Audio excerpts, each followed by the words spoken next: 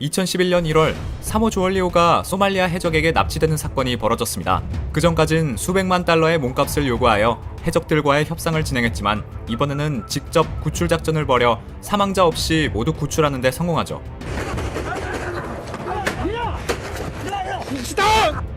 21세기에 들어서 이러한 약탈과 납치 사건은 종종 벌어질 만큼 소말리아 해적들이 들끓기 시작했습니다. 이러한 그들의 공격은 도대체 왜 일어나는 것일까요? 지금으로서는 1991년부터 현재까지 소말리아 내에서 벌어진 전쟁 때문인 것으로 추정되고 있습니다. 소말리아에서 내전이 30년째 지속되면서 경제와 소득이 완전히 붕괴되고 대부분의 소말리아인들이 가난 속에서 허덕이게 됩니다. 심지어 치안까지 엉망으로 변하게 되자 이들 중 일부는 약탈을 위해 바다로 뛰어들어 해적 활동을 시작한 것이죠. 소말리아가 사실상 무정부 상태라서 처벌을 받지 않았고 수에즈 운하와 홍해가 인접해 있기 때문에 이곳을 지나다니는 수많은 선박을 납포하기 시작하였던 것입니다. 지금에서야 해적이라고 하면 이러한 가난 때문인 이유가 컸지만 18세기까지만 해도 유럽의 해적들은 집이 부유해도 더 많은 돈과 보물을 위해 해적질에 뛰어들었습니다.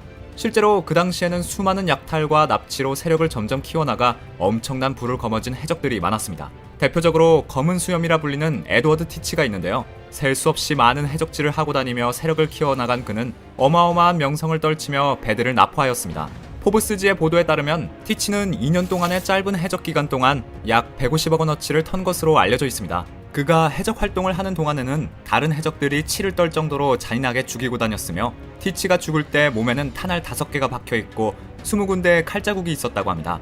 참고로 티치는 영화 캐리비안의 해적에서의 검은 수염과 만화 원피스에서 마샬 디 티치가 그의 모티브로 잘 알려져 있습니다. 이들의 약탈 방법은 매우 치밀했습니다. 우선 목표물을 포착하면 선박의 속도와 성능, 탑승한 선원수, 이들의 무기 현황 등 많은 요소들을 정확히 파악한 후 작전에 들어갔습니다. 그리고 상대방에게 접근하기 위해서는 해적 깃발이 아닌 국기를 걸거나 화물 등을 실은 운송 선박처럼 위장하여 상대방을 안심시켰습니다. 그렇게 이들이 사정거리까지 접근하면 재빨리 무기를 꺼내 상대를 위협하고 만약 요구에 응하지 않을 경우 강제로 끌고 가거나 살해하였습니다. 운이 좋을 경우 쓸만한 물건들만 압수하고 선원은 놔주는 경우도 있었습니다. 이들의 공격 방법도 다양했습니다. 상대가 먼 거리에 있다면 대포를 쏘기도 하지만 만약 양 배가 서로 닿을 정도로 가까운 거리에 접근하면 이들은 갈고리를 던진 후 잡아당겨 상대방의 배에 건너갈 수 있도록 배를 붙였습니다. 그리고 순식간에 많은 병력이 달려들어 상대방을 진압하기 시작하죠. 이때 해적들은 주로 우리에게도 익숙한 머스킷, 피스톨과 같은 총 혹은 커틀러스, 파이크 같은 검을 사용하였습니다. 피스톨 같은 경우는 휴대성이 간편한 장점이 있으며 블런더버스라 불리는 나팔총은 넓게 산탄을 퍼뜨려 근거리에 강력했기 때문에 대부분의 해적들이 사용하였습니다. 검은 수염, 에드워드 티치 또한 커틀러스와 6자루 정도의 피스톨을 들고 다닌 것으로 알려져 있습니다. 그들은 위험을 감수하면서 약탈을 하기 때문에 일이 잘못될 경우 목숨을 내놓기도 하였습니다. 또한 선박에서의 오랜 생활을 하다 보면 육체적인 고통과 식량 부족 문제에 자주 시달리곤 했습니다. 실제로 물과 식량 문제로 질병에 걸려 목숨을 잃은 해적 선원들이 꽤 많았다고 하죠. 하지만 이러한 어려움에도 불구하고 약탈에 성공만 한다면 막대한 돈을 끌어모을 수 있기 때문에 이 정도의 위험은 감수하고 많은 선원들이 해적의 길을 걸었습니다. 우리나라에서는 많이 알려지진 않았지만 정말 해적왕이라는 별명이 붙으며 인류 최초 1억의 현상금이 걸린 남자도 실제로 있었습니다. 대서양과 인도양을 넘나들면서 17세기 가장 악명 높은 해적으로 떠오른 헨리 에브리는 당시 세계에서 제일 부자였던 무굴 제국 아오랑 제국 황제의 보물선을 훔치는 데 성공하는데요. 심지어 그는 어마어마한 돈을 끌어모아 아무도 모르게 잠적까지 성공하여 그 악명이 더욱 높아졌습니다. 체포되거나 살해되지도 않고 후에는 그의 행방을 정확히 알 수 없게 되죠. 그에 대해 간단히 설명을 드리자면 1690년대 초 사실 그는 20대의 해군으로 일하다가 더 많은 돈을 벌기 위해 영국에서 수많은 아프리카 노예들을 잡아오는 일에 뛰어들게 됩니다. 이때는 한창 영국이 흑인 노예를 잡아오는 일이 큰 돈을 벌었기 때문에 그 또한 영국인 상인들과 함께 아프리카 노예들을 포획하며 돈을 벌었던 것이죠. 그러나 에브리가 본격적으로 역사의 무대에 등장한 때는 그 이듬해였습니다. 부유한 투자자가 계획한 사업에 에브리가 함께 뛰어들면서 그의 역경이 시작되는데 그는 이번에 항해가 그의 삶에서 전환점이 될 거라고 전혀 짐작할 수 없었습니다. 두둑한 수입이 보장된 해양 사업이 계획대로 풀리지 않고 에브리를 포함한 선원들은 스페인에서 5개월이라는 시간을 헛되이 보내야 했습니다. 시간이 흐를수록 약속한 임금이 제대로 지불되지 않고 준비한 식량과 마실 것이 서서히 고갈되어 갈 때 그들은 급기야 소변을 마시면서까지 버텨야 했습니다. 선원들 사이에서는 자신들이 노예로 팔릴 것이라는 흉흉한 소문이 나돌았죠. 그때 에브리는 마음속으로 새로운 계획과 음모를 꾸미기 시작했고, 그를 따르는 선원들과 함께 한 시대의 파장을 불러일으킨 사건들을 펼쳐나갑니다. 어마어마한 보물을 빼앗아 한몫 잡겠다는 생각으로 약탈한 배가 세계 부자로 불리던 아우랑 제부 황제의 보물선, 그리고 그 배 안에 있던 황제의 손녀, 후에는 에브리 선장과 해적들이 약탈과 폭행, 강간 등 치욕의 범죄를 저지르면서 세상을 발칵 뒤집어 버립니다.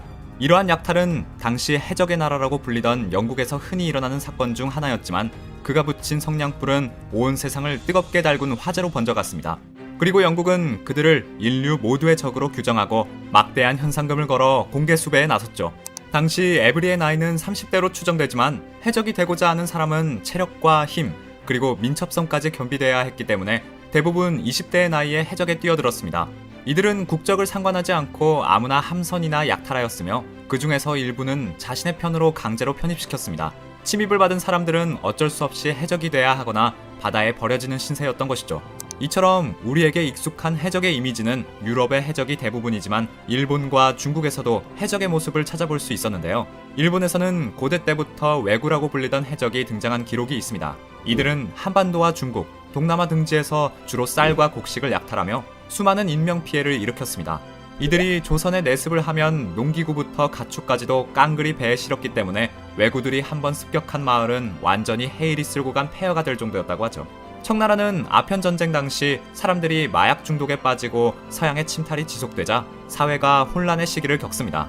그에 따라 범죄가 증가하면서 많은 사람들이 해적질을 하기 시작했는데, 인구가 많다 보니 그 규모는 수백 척에 이르렀으며, 이들은 타국의 상선을 약탈하는 동시에 밀무역을 하면서 돈을 벌어들였습니다. 수세기 동안 드넓은 바다를 누비며 세계사의 흐름을 뒤바꾼 해적들의 이야기. 오늘 소개해드릴 책은 한경 BP 출판사의 도서 인류 모두의 적입니다.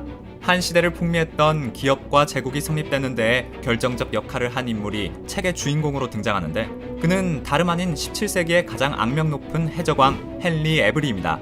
그가 온 세상을 뜨겁게 달군 약탈 사건부터 영국 정부가 그의 머리에 현상금을 걸기까지, 그리고 그가 모든 인류의 적으로 낙인 찍히기까지 해적왕의 일대기가 책 전체에 흥미롭게 쓰여져 있습니다. 우리가 미처 몰랐던 그 시대 속 해적들의 삶이 생생하게 묘사되어 있기 때문에 에브리가 해적의 길을 걸었을 때부터 선원들과의 수많은 갈등, 그리고 미궁 속으로 빠지게 되는 도주와 추적의 이야기까지 스토리텔링으로 재밌게 볼 수 있는 도서 인류 모두의 적을 추천드립니다. 오늘의 영상은 여기까지입니다.